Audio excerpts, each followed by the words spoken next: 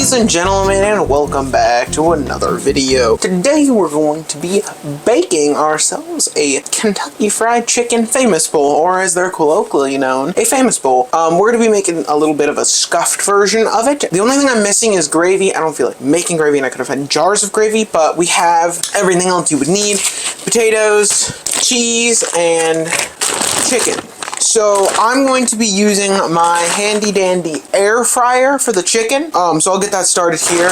And I'm gonna have to get a bowl out of water to boil water for the instant mashed potatoes. That's pretty much it. I'm gonna get my air fryer out. Boom, air fryer tray. We're gonna take the nuggets, open these bad boys up.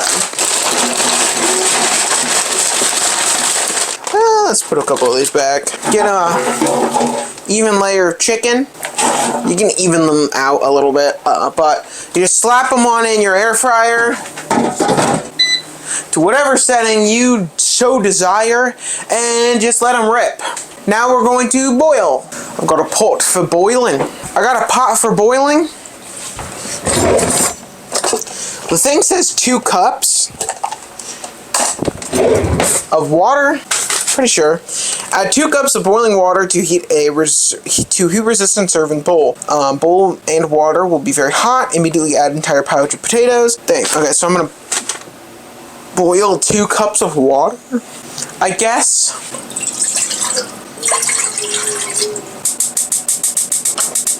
Okay, so we got our water boiling and our nuggets cooking. That's about all I can really do for now. So we will snap back in when we're actually water boil nuggets cooked. In an air fryer, I want to say this too before we skedaddle on out. For the air fryer, you're going to want to flip your nuggets over so they get cooked on both sides. I do that like halfway-ish through. I mean, you gotta play it by ear. But yes, we'll cut back when we've got the chicken and the mashed potatoes ready to go, or at least when the water is boiled. Okay, ladies and gentlemen, we are back. I am going to take the lid off carefully because the water is boiling. I have a little bowl here to pour it in as it instructs, but we're gonna do that. Get the mashed potatoes ready. They have like 5-10 more minutes left on the nuggies before we can get that part done, but we're going to turn this off, the thing into the bowl.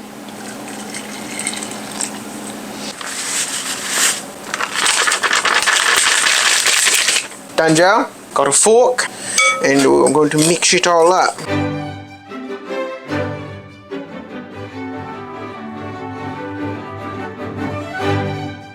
So, I believe I've got it as mixed up as I could. It looks kind of dry, I'm not gonna lie. It doesn't, it's weird. But the taters are done though. So now we're just waiting on the chicken. Okay, so the nuggets are done. I know what the timer says, but I checked. All of the nuggets are very golden brown. So we're going to put them all off on a plate. Now I know what you're thinking. Oh, you're putting it on a plate. The reason being is you want to cut them up into smaller bits so that you can have the more little bits in your mashed potatoes and cheese and gravy and such, even though we don't have gravy. And I think I may have overcooked a few too many nuggets, but they will not go to waste. Okay, boom. So we take this, we got this, we got this. Let's get a bowl so we can mix it all in together. All right, we got a wide-ish bowl that'll be perfect for this. Let's add in our taters.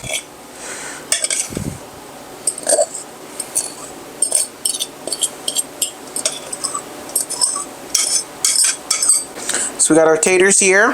Put this bowl over to clean dishes. Don't forget to do that when you're cooking. All right, so we got our mashed potatoes. We're gonna take and we're gonna break into little pieces the nuggets on top. This will also heat some of the heat out of the nugget.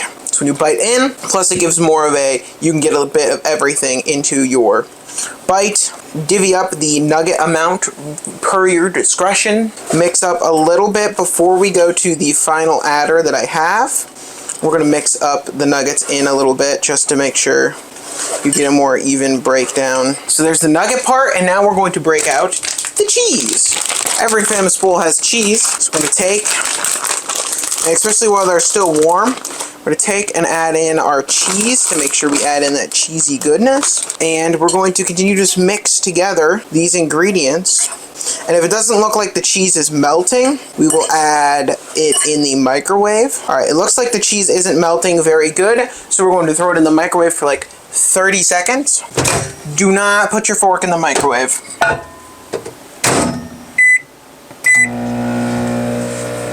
Okay, that's the sound of the microwave being done. Get our cheese a little meltier there. Let's stir it up. You want to make sure you get it all mixed up good so you're not getting just bland bits of taters, especially where normally I don't use like instant mashed potatoes. I use real homemade mashed potatoes. Bada bing, bada boom. This is it. This is what we got. Alright, let me get a little bit of here, some there. We got that there. Me likey. This is good. I do wish I had gravy. I didn't add corn because I'm usually not a big fan of the corn in there. It kind of waters it down, in my opinion. Definitely a good meal. Not too shabby. Well, ladies and gentlemen, that was that. I hope you guys enjoyed this botched baking. I really like the series. By the way, go buy the apron. This is an apron from my old shop. I do have an embroidered apron on my fourth wall shop. Link in the description. Along with a t-shirt. I got through on my botched baking t-shirt, tie-dye t-shirt. It's really cool. I do have some special merch stuff I am working on in the background to add for you guys. So if something doesn't catch your fancy now, maybe go check it on it later. But yeah, well, ladies and gentlemen, if you like this video, give this video a like. If you like the channel, and subscribe and turn on notification bells. Get notified of all further uploads. And if you really want to help me out, click cards in the video to take more content. And with that, all ado. Adios.